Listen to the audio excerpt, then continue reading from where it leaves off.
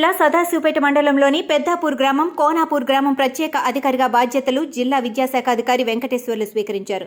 బాధ్యతలు చేపట్టిన వెంటనే గ్రామంలోని అభివృద్ధి పనులను పంచాయతీ కార్యదర్శుల ద్వారా అడిగి తెలుసుకున్నారు. ప్రజలకు ఎలాంటి అసౌకర్యాలు కలగకుండా చూడాలని, ప్రత్యేకంగా మంచినీరు, పారిశుద్ధ్య పనులను ప్రత్యేక శ్రద్ధ వహించాలని పెద్దాపూర్, కోనాపూర్ గ్రామ పంచాయతీ కార్యదర్శులను ఆదేశించారు. ఉపాధి హామీ పనుల పరిశీలన, ప్రత్యేక బాధ్యతలు చేపట్టిన వెంటనే పెద్దాపూర్ గ్రామంలోని ఉపాధి హామీ పథకాల కార్యక్రమాలను పరిశీలించారు.